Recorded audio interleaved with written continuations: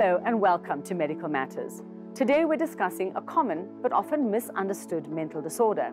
Depression, also known as depressive disorder, which affects millions of people worldwide. It can impact anyone, regardless of age, gender, or background. Depression is more than just feeling sad or having a bad day. It's a serious mental health condition that involves a persistently low mood or loss of interest in activities you once enjoyed. Depression is a mood disorder that causes persistent feelings of sadness.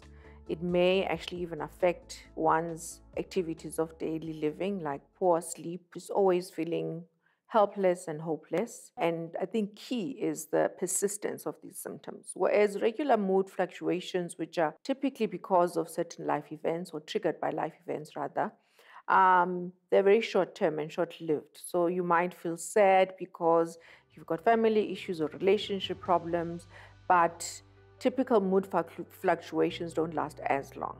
According to the World Health Organization, worldwide depression affects around 3.8% of the population.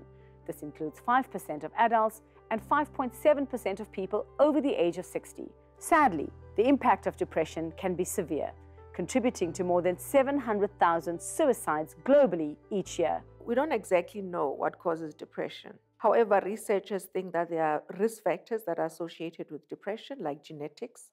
For example, a family history of depression in your immediate family. There's also imbalances in the brain that happen, so neurotransmitters that are not balanced in the brain. Depression can also be triggered by traumatic life events like a death in the family, a divorce, loss of a job, or psychological trauma. People may experience disrupted sleep, changes in appetite, or significant fatigue. Depression can present as mild, moderate, or severe, depending on the number and severity of symptoms. The most common in our society is major depressive disorder. So severe feelings of emptiness, sadness, hopelessness, and helplessness. It can get as severe as someone wanting to commit suicide or having suicidal thought or actually acting on those feelings. There are a few forms of major depressive disorder. There are major depressive disorders that are associated with pregnancy. One of the most common ones that we know is postpartum depression. People with bipolar disorder do also exhibit signs of major depression during their depressive episodes. Bipolar usually fluctuates between manic episodes and depressive episodes. Effective treatments for depression include psychological therapy and medication. Talk therapy helps people develop new ways of thinking and coping, while medication like SSRIs are used in moderate and severe cases. So the most common types of treatment available for people with depression are psychotherapy for moderate and severe depression, which means having regular sessions with a psychologist. There's also medication, typically antidepressants. There is a combination of psychotherapy as well as medication. In very severe cases, there could be brain stimulation procedures that need to be performed with people that are resistant to medication. Individuals can also play an active role in managing depression through self-care.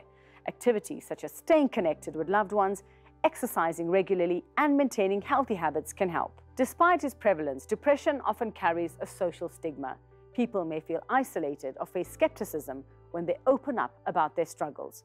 As a society, I do think that we all have a responsibility to educate ourselves about mental health, both at home and in the workplace. Because remember, depression will affect someone's daily activities in the workplace as well as at home. So we have a responsibility to also create a safe environment for people to be open and share their thoughts and feelings, but also embracing them and not creating that stigma around mental health. So, if you or someone you know is struggling, remember you're not alone and there is help available. Talk to someone you trust or seek guidance from a healthcare professional. Until next time, take care.